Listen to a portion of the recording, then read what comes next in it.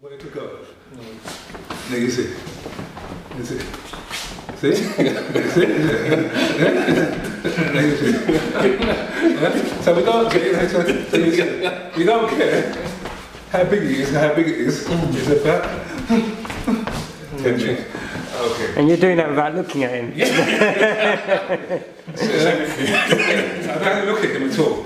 So when we practice, we can send. Example, if I'm teaching, and I said, Ellis, I can pause and speak to Ellis at the same time. But when I pause, I'm also sensing him. If he tries to do a technique and sneak, Take a step forward. Take a bit step forward. Ellis asked me a question in class. I said, Ellis, what do you say? Oh, that technique? Now I'm also monitoring him at the same time. Do you think I trust him? No. Yeah? But what I do, remember I said that dummy? One arm and two arms? Okay, so, but he tries to sneak one in towards me. You see. You see, yeah? But when somebody practice, we stop. And we say, Ellis, what's your stance? Yeah? I don't even look at him. Why? I can feed him. Yeah? So we're also on different levels. So it's a night time, and it's dark. Yeah? And someone punches you, and you catch that arm.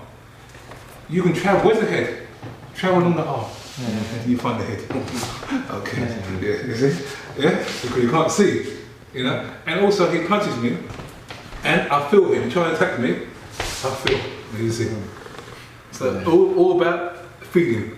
Yeah? But feeling with technique.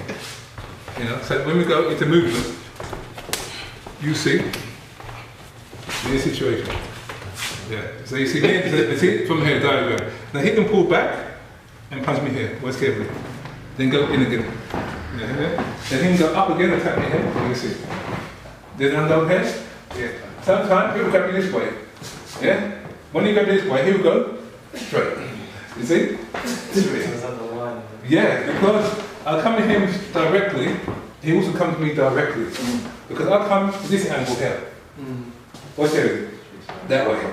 So he comes straight. You see? He doesn't do towards me. What people, they come here. What people tend to do, they do this. If he comes straight towards me, well, I'll do this.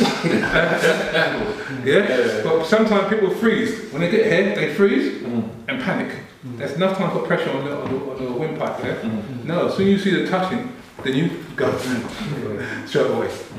So you can freeze where you know it. Yeah? So in many situations, someone grabs you by the throat, you know, all scenarios, all differently, how you overcome it. Yeah. So we practice every situation, differently. Yeah.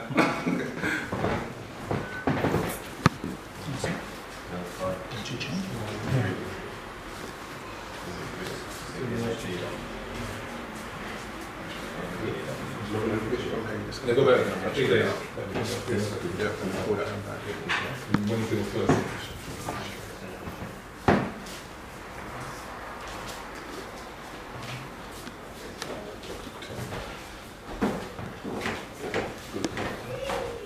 Okay. Daniel, this is the anti-trick.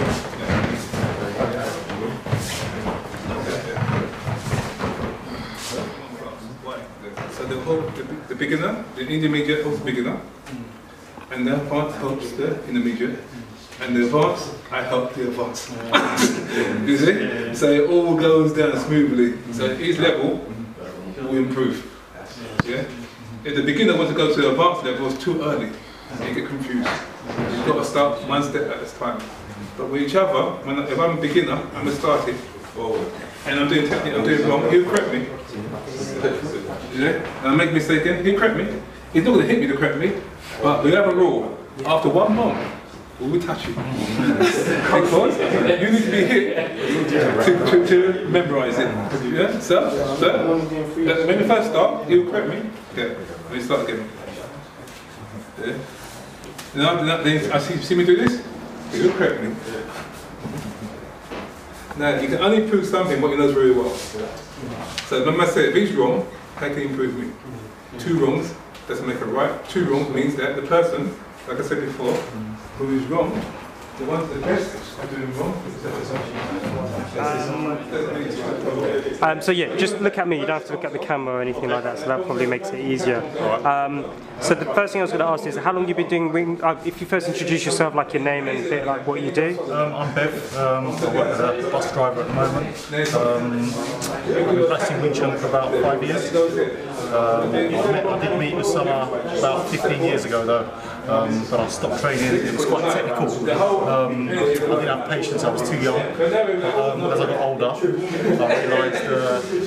I realised I learned a bit more patience, so I came back. I found him, luckily found him, so I came back. I've been here about coming up to 6 years now. So was there any other reason why you wanted to get back into Wing Chun? Let's say many years ago, I had a passion for it. So I had a few different teachers, had a few different ideas of way of training Wing Chun. When I found Michael, his approach was totally different to everyone else's. I wanted to get back into training for various reasons, keeping fit, and I miss training basically. What difference have you seen in yourself since coming back to training? Like if it's in your personal life or anything? I've got a hobby to do that keeps my mind focused, more confidence. I feel good, feel better about myself.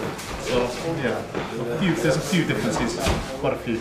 Okay, does it help with things like personal, like work life, dealing with stress and things like that? Oh yeah, it does. My job's very stressful. So I have people coming up to me for all kinds of crazy reasons. Usually I stay calm, I try and stay calm, and I just remember my training, and yeah, that keeps me calm and relaxed. I remember it's best to be relaxed. If you get angry, your IQ goes down. It's best to stay relaxed and you get on better, you get through your day better. Excellent. And what was unique about Michael's approach that you liked? I mean, have you trained with other teachers in Wing Chun before? Yes, I have. And what was the difference with Michael's approach? I've had about maybe 3 other teachers in the past. Their approach was more kind of, you turn up for the class and the first hour would be aerobics, like keep fit stuff, press-ups, you know, power training, and then you'd only spend maybe 45 minutes actually training proper Wing Chun, whereas Michael's class is straight away you're training technical Wing Chun. He explains all the forms. There's many details. The Chun Tao, the first form is never ending. Once you think you've learnt something, there's always more to learn. There's always more. So yeah, that's what's unique about Michael Lewis and Wing Chun. Brilliant. That's really good. The other thing I'm gonna ask, did you know? You met Michael quite a few years ago, haven't you? Yeah. So, did you meet him before he became a Muslim, or? I kind of knew him for about 3 months, 15 years ago. I spent about 3-4 months, and that was before he converted to Islam. Why? What do you want to ask me about that? Oh no, I was going to ask you in terms of what differences have you seen him in his approach to Wing Chun since converting to Islam? To be honest, he's always been the same.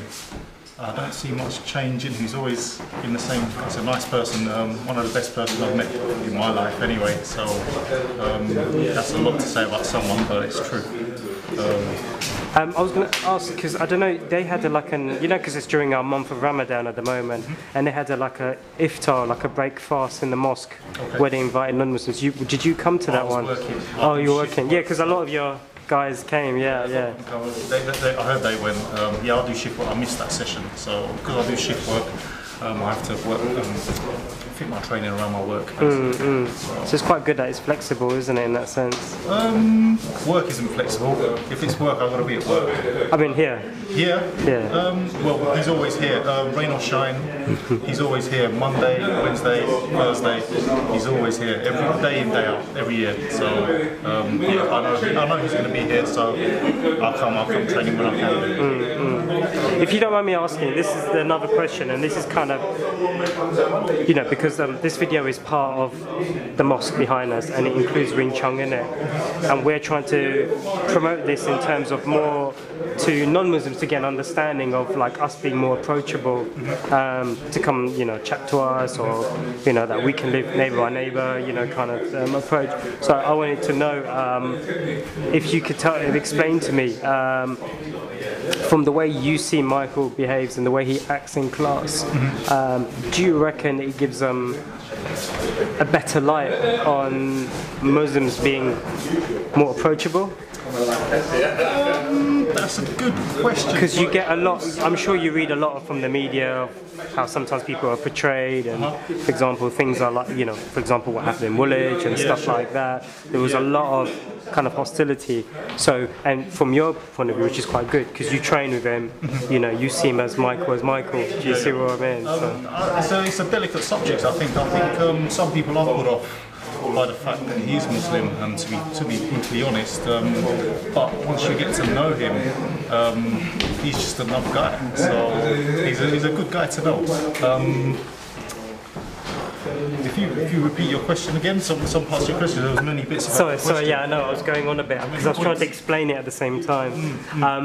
As in, like, how, if you could explain a little bit about Michael, even though he's a Muslim, you know, that he still does his Wing Chun, and in the fact how you can understand why do you think sometimes the media portrays Muslims as not like that? I don't know, because the media is a double-edged sword. They like to jump on anything negative and scare people. But you know, if you don't know about a topic, you can't talk about it. I find Michael very approachable, and also it works in two ways as well, because there's some Muslim guys that won't approach a non-Muslim as well. I see that a lot, and maybe, you know, that's a bit of a problem as well. So it's not just from a Western point; it's maybe from a Muslim point as well. We're all human beings at the end of the day. We're all here for a limited time. We all need to get on. We all respect each other's views, and maybe the world might be a better place for that. That's a really good answer. I like that you said that, actually, because I want to show it from both sides. Yeah. Because this is also to encourage Muslims as well to be more integrating with the other community as well, the bigger community. Sure. So that's why I'm trying to show a balanced view. So don't think I'm trying to push you to a corner and say, I'll answer it from this angle. No. And it's good that you said that. My way. Yeah, it's good, because then you can say, look, I can see it from that point of view, even though I know someone like Michael. You see what I mean? So you see both sides, which is great. But thank you. No problem. Thanks for this. Good timing. Yeah. Hi, my name is Daniel Barnett. I practice Wing Chun. I'm a sister by profession. I'm also a minister of the gospel, which means I pastor a church and I teach people about Christianity. I've been practicing Wing Chun now probably about 8 years, on and off. I say I'm seasonal practitioner, because since I've got married, I can't get to practice as much as I'm at home with the missus, or there's other obligations, pre-church, etc. You know how life is, it's busy and what have you. But even through those 8 years, I've learned a lot. I've come to this classroom to study Wing Chun. I've learned Michael, but Daigo, as I call him, meaning big brother. For the last 8 years, he's been my only Wing Chun teacher. Every time I know about Wing Chun is from him. Even if I've tried to watch things on TV or DVD, I was going to come back to class, because usually things are wrong anyway. He's a fantastic teacher. I knew Daigo, or Michael, before he became a Muslim, and his Wing Chun was good at that time, from what I knew. It was an enjoyable class. I think since he's become a Muslim, I think the class has become more structured, he's become more focused in his teaching, he's matured in his teaching as well. And he just teaches everybody, and his inner character hasn't really changed in terms of the Wing Chun, but I think it's improved. You can see the Wing Chun more clearly, because he's got more structured life and way he approaches things. As you see, his classes vary, people from all over the world, different backgrounds, different beliefs, and they all enjoy it. There's no animosity. We leave our egos at the door. We come to learn. and every week everyone's learning, we're always challenged, we're always being stretched. We're trying to push that point a bit higher to improve upon ourselves. And the key thing we learn in Wing Chun for ourselves, it's not just always about defending ourselves or fighting, it's about having that structure in your life and just to enjoy it. Doug always says, don't become a slave of the Wing Chun, but allow Wing Chun to serve you and enjoy it. As long as you're enjoying it and you're enjoying learning, it's fantastic. Again, I'm a minister of the gospel, so obviously people say there must be conflict between you and your teacher who's Muslim, because I hold to be quite a serious Muslim, and I use it as my yardstick, if I can say that, for how Muslims should behave. Because this convert is very, very serious about his faith, and I respect that. And we often have lots of discussions. I've often been here till late at night, before I was married, to maybe 1, 2 o'clock in the morning, talking about faith and issues of faith. And also Daigo allows, the way he describes Wing Chun is like faith as well. You've got to believe that it works.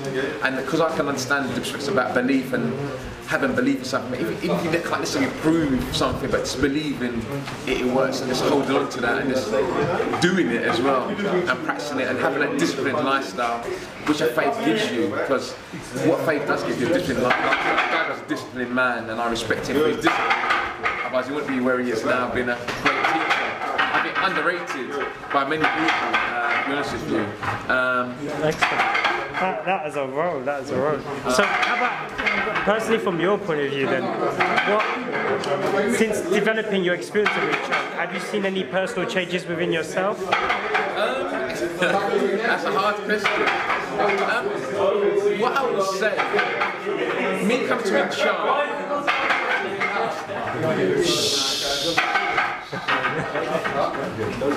since I've practiced Wing Chun, I've realised more about myself. Because everywhere I go, I'm a teacher. I'm a solicitor, I'm always giving people advice. In church, I'm giving people advice. When I come here, I know I get advice.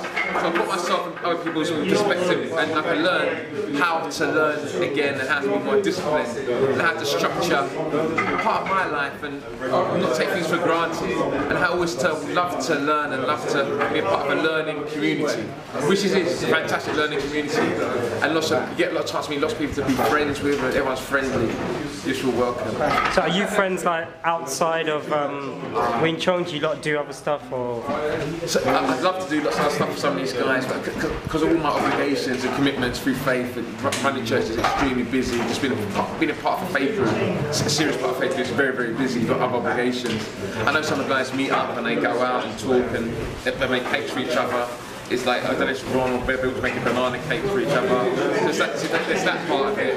Or there's just a general discussion. Every now and again we go out to a restaurant, sit down and eat chicken and whatever, and just talk and find out what's happening in one another's lives and our families, and that's how we share. That's how we build that community. So if we've upset each other in a class, we can go out and still have a laugh with one another and make up and be good friends, as it were, if that makes sense. That's awesome.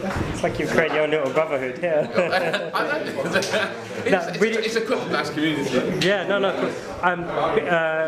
Just to take you back quickly, because you said that you did Wing Chun for a while. What I didn't capture, which you joined up later on, if you can add in your introduction again, quickly do your introduction again, and say you're a lawyer by profession. Yeah. Yeah. If you can mention that as well, because you didn't mention that in your.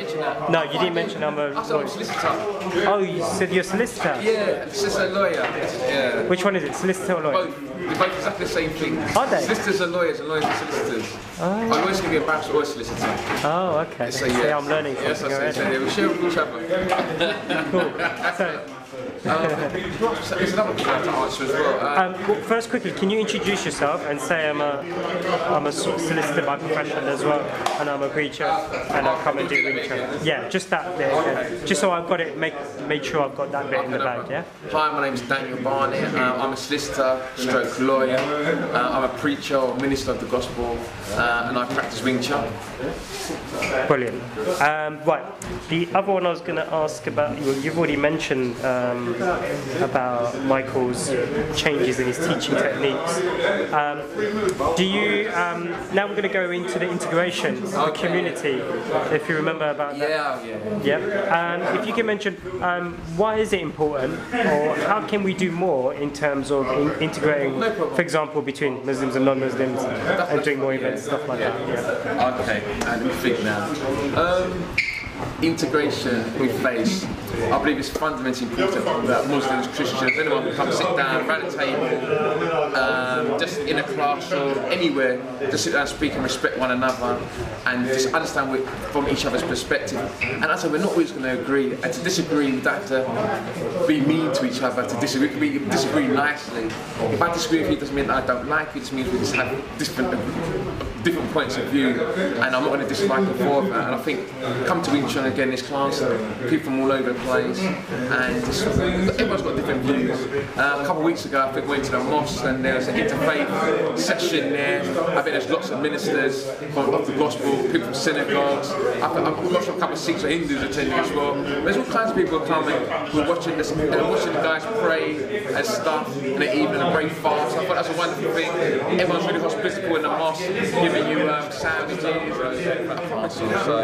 and I enjoyed coming here for the last 7 or 8 years. I know Daigo, Michael Lewinson, he's been teaching me 7 or 8 years. I've never done Wing Chun before. I've come here, it's been a wonderful experience since I've been coming here.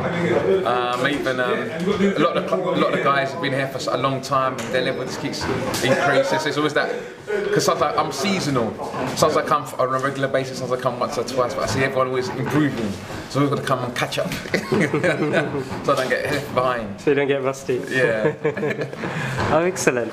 So that's really interesting then, coming from a preacher's point of view. Yeah. But what's your relationship like with Michael outside of Wing Chun then? We just talk generally, and I always respect Daigo. There's never been any controversy. He respects my perspective and I respect his perspective, and we just share information. I learn a lot about Islam from him, and I suppose he knows a bit about Christianity anyway, so there's always that mutual exchange. We have fun, we laugh, we joke, but there's never any animosity.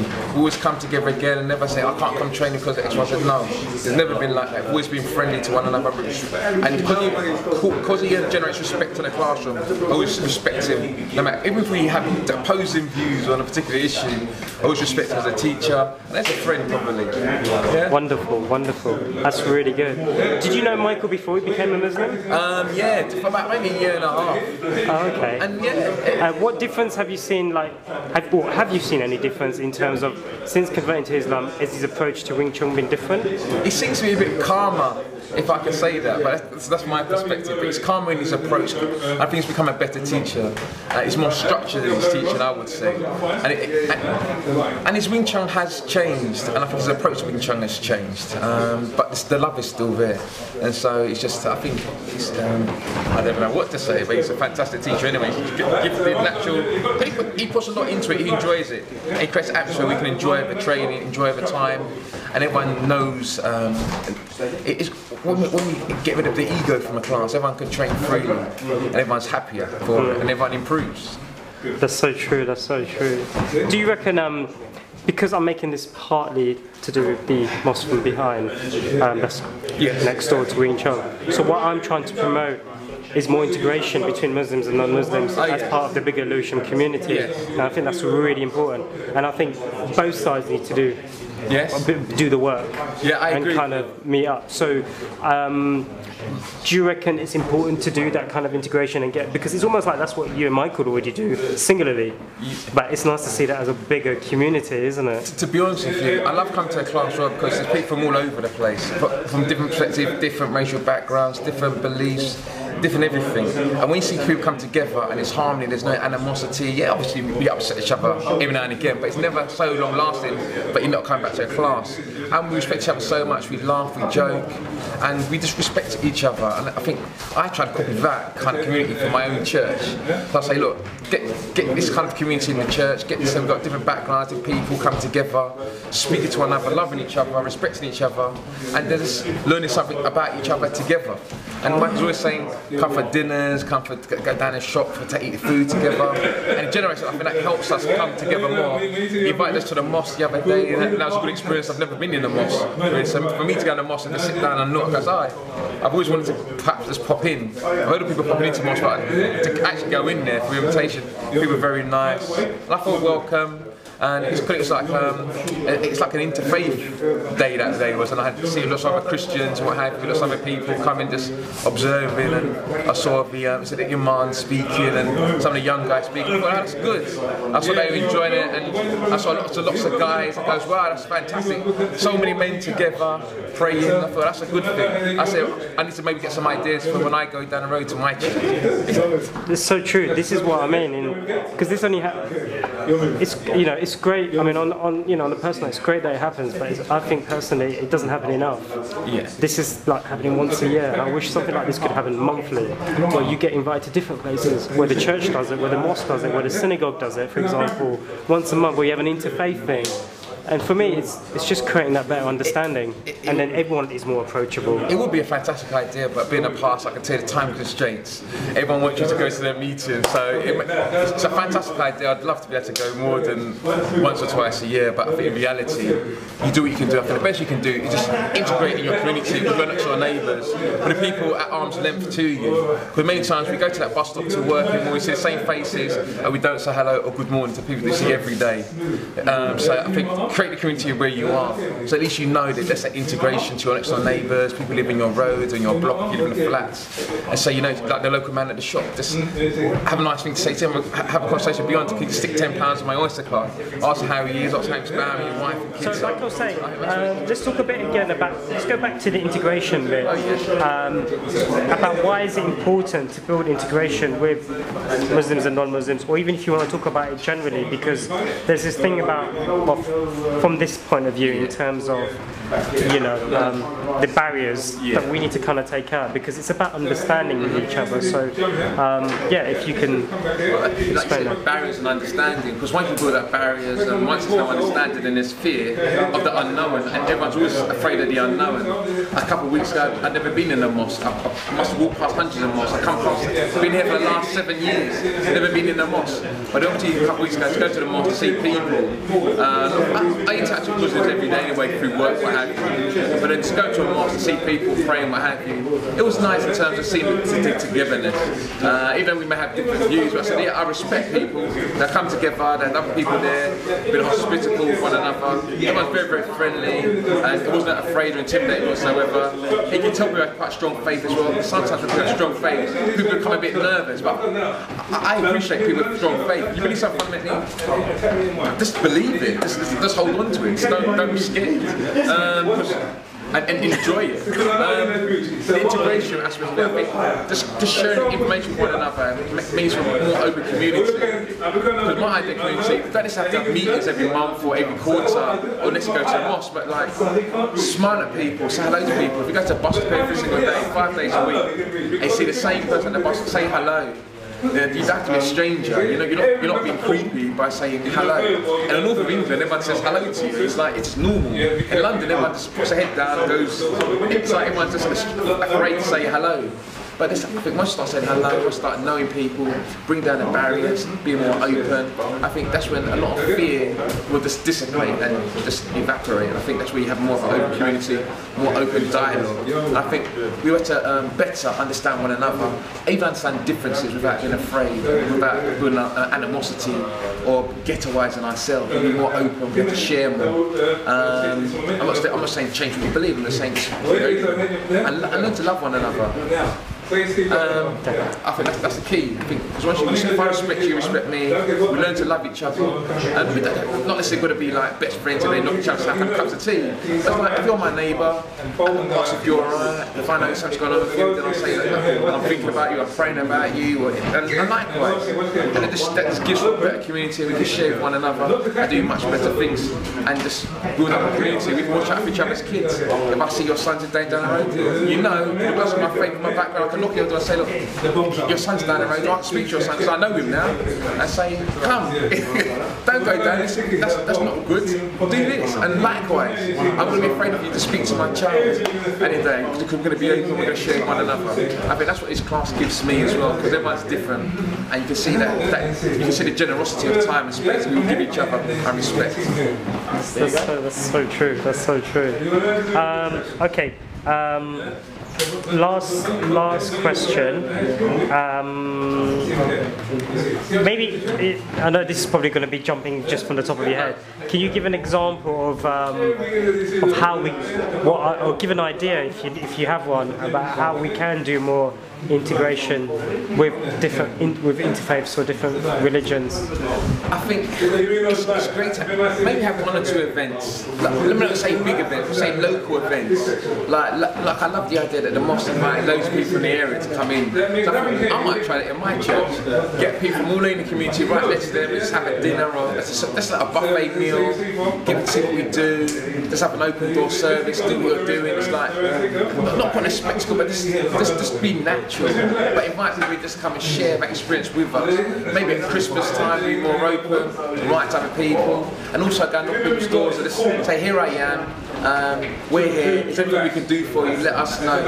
We share this community, if I can watch your back, you can watch my back, can you be my brother's keeper, I'll be your brother's keeper, and vice versa, and then we'll just look after one another. I think it starts from the grassroots, and I think it starts with organisation, i.e. as in Islamic centres or churches or synagogues. I think it starts from number 36, Smith Road, and number 36, Brown Road. Neighbours come together and say, are you alright? My name is Daniel.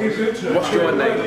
I'm married. I've been married 5 years. How long have you been married? That's the basics. So when you're going to the mosque, when I go to my church, we wave to each other and say, hi, how you doing? And then we share that experience. I think it's more valuable than organising lots of organisational meetings. They're fantastic, those organisations. I think getting down to the grassroots, I think there'll be a lot more integration, a lot more commitment to people as well. People can see that there is that genuine community there, openness.